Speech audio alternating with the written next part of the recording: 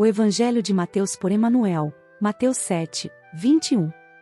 Nem todo aquele que me diz Senhor, Senhor entrará no reino dos céus, mas aquele que realiza a vontade de meu Pai que estás nos céus. Tais quais somos. Declaras-te no sadio propósito de buscar evolução e aprimoramento, luz e alegria, entretanto, em várias ocasiões, estacas, recusando a estação de experiência e resgate em que ainda te vês.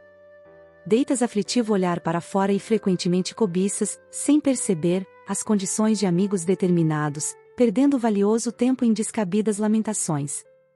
Se eu contasse com mais saúde, alegas em tom amargo. Em corpos enfermos, todavia, há espíritos que entesouram paciência e coragem, fortaleza e bom ânimo, levantando o padrão moral de comunidades inteiras. Se eu conseguisse um diploma distinto, afirmas com menosprezo a ti próprio. Não te é lícito desconhecer, porém, que o dever retamente cumprido é certificado dos mais nobres, descerrando-te caminho a conquistas superiores. Se eu tivesse dinheiro, reclamas, triste. Mas esqueces-te de que é possível socorrer o doente e abençoar o próximo, sem acessórios amoedados. Se eu possuísse mais cultura, asseveras, mostrando o verbo desapontado.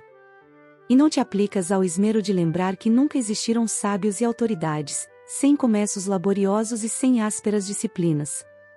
Se eu alcançasse companheiros melhores, dizes, subestimando o próprio valor. Entretanto, o esposo transviado e a esposa difícil, os filhos problemas e os parentes complicados, os colaboradores incipientes e os amigos incompletos são motivos preciosos do teu apostolado individual, na abnegação e no entendimento, para que te eleves de nível, ante a vida maior.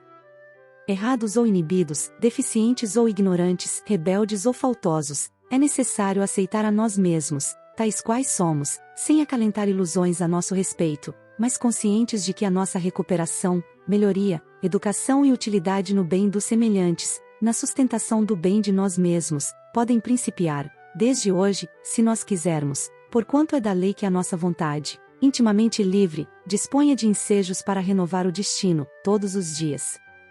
Ensinou-nos Jesus que o reino de Deus está dentro de nós.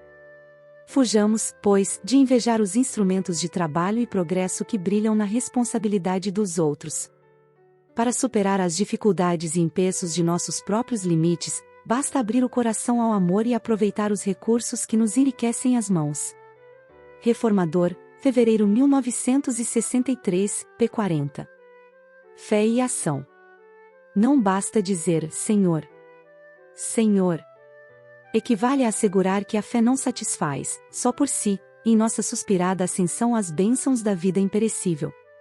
Observações simples da experiência vulgar, confirmam-nos o acerto. O edifício para erguer-se com segurança exige plano adequado, mas não basta o projeto valioso para que a obra se concretize.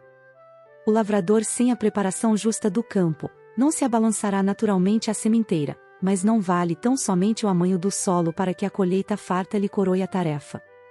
No levantamento da casa, é imperioso que o arquiteto mobilize com atenção os materiais e instrumentos imprescindíveis, aproveitando a cooperação de braços obedientes, a fim de que a construção se materialize. Na lavoura comum, é indispensável que o operário da gleba se consagre ao suor, dia a dia, com a sustentação da semente escolhida, para que o pão, mais tarde, lhe sirva à mesa. Nas esferas do espírito prevalecem os mesmos princípios e vigem as mesmas leis. Cada criatura renasce na carne com um plano de ação a executar nas linhas do eterno bem. Não bastará se refugie na certeza da bondade divina, para atender às obrigações que lhe cabem. Não é suficiente a visão do céu para equacionar as exigências do aprimoramento a que deve afeiçoar-se na terra. É inadiável a consagração de cada um de nós à obra viva da própria iluminação, para que a nossa confiança não seja infortunado jardim a entorpecer-se nas trevas. Compreendamos que se Jesus admitisse a fé inoperante como penhor de vitória na vida, não teria descido da glória celestial para sofrer o convívio humano, testemunhando no próprio sacrifício as suas grandes lições. E, abraçando o serviço da redenção que nos é necessária, estejamos empenhados à edificação do bem de todos, porque ajudar a todos é auxiliar a nós próprios e educar-nos, a preço de trabalho e abnegação, e acender em favor dos outros, com a sublimação de nós mesmos, a bênção da própria luz. Escrínio de luz. Ed. O Clarim. Capítulo: Fé e Ação. Não bastará dizer. Não bastará clamar, Senhor. Senhor, para atravessarmos vitoriosamente as portas da iluminação espiritual para a vida eterna.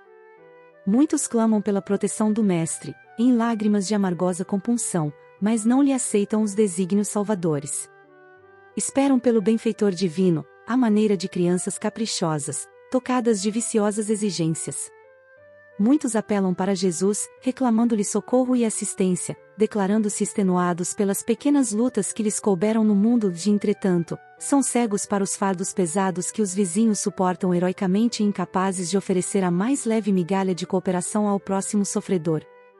Muitos repetem o nome do amigo celeste, não para materializar-lhe os princípios sublimes no mundo, mas para conquistarem destacado lugar no banquete da dominação humana.